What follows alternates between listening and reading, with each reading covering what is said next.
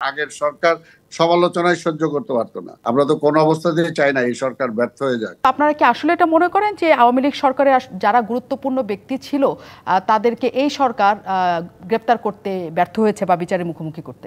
শোনেন, কথাটা হলো যে আমরা ওই সে স্থায়ী কমিটিতে কি আলোচনা হলো, আলোচনা তো জানার কোনো বিষয় না, সিদ্ধান্ত কি হলো সেটাই হলো আপনাদের জানার বিষয়। জি। আর আরেকটা যেটা, সেটা হলো যে আপনি যেটা বলছেন যে অনেক গুরুত্বপূর্ণ অনেককে গ্রেপ্তার করে, এটা স্থায়ী কমিটিতে কেন? এটা তো আমরা বক্তৃতাই বলছি প্রকাশ্যে।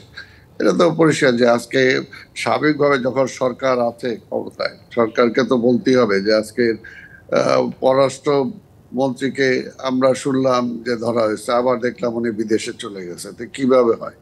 এটা তো হতে পারে না। একটা সরকার তো রাষ্ট্র পরিচালনার দায়িত্বে আছে।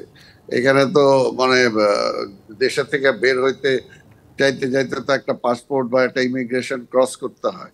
তো সেগুলো তো মানে সেগুলো তো স্বাভাবিকভাবে যথানিয়মিত সেগুলো চলবে। আর একটা সাবেক মন্ত্রী, এটা এটা যদি না হয় তাহলে তো প্রশ্ন আসবে না। আজকে ওবায়দুল কাদের, যার যার মানে নির্দেশে এই ছাত্রদের উপরে ছাত্রলীগ ঝাঁপায় পড়লো এবং এত খুন হইলো এখন পর্যন্ত, প্লাস সেই সময়ের স্বরাষ্ট্রমন্ত্রী, তো এগুলো তো প্রশ্নটা আসা স্বাভাবিক। এগুলো অস্বাভাবিক কোনো প্রশ্ন না তো। কিন্তু বিষয়টা হলো যে এর মধ্যে যেটা আমরা চাচ্ছি যে আমরা এগুলো এর জন্য বলার কারণটা হলো এটাই যে তাদেরকে বাইরে রেখে বা তাদের আজকে শেখ হাসিনা তো এমনি ফ্যাসিস্ট হয় নাই, তাকে ফ্যাসিস্ট বানানোর জন্য যে সমস্ত মেশিনারিজে যারা কাজ করছে এখন পর্যন্ত তো তাদেরকে আইনের আওতায় আনা হয় নাই। বা আজকে কালো টাকা যে সমস্ত আমাদের সমস্ত ব্যাংকগুলো লুপাট হয়ে গেল,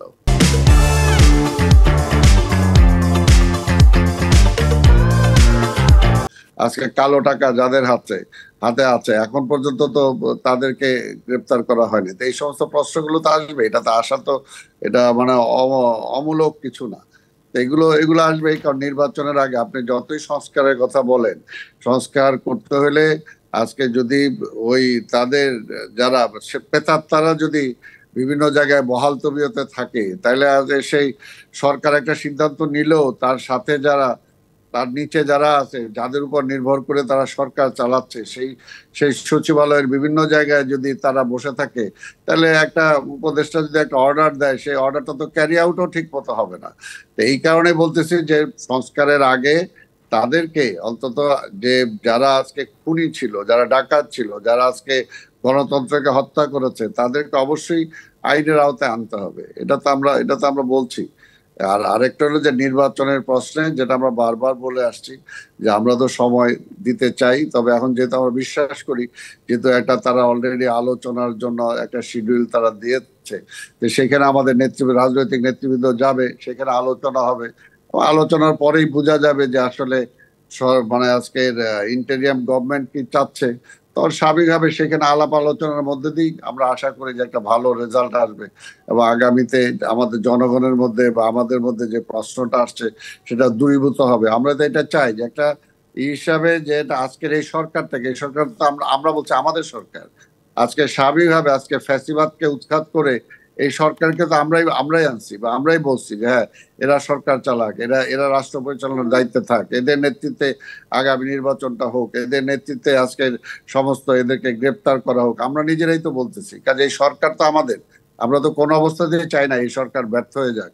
তবে কোথাও যদি কোনো ত্রুটি থাকে সেগুলো দেখিয়ে দেয়া, এর জন্যই দেখিয়ে দেয়া যে সেগুলো যাতে তারা সংশোধন করার জন্য চেষ্টা করে, সেগুলো যাতে তারা কার্যকর পদক্ষেপ নেওয়ার জন্য চেষ্টা করে।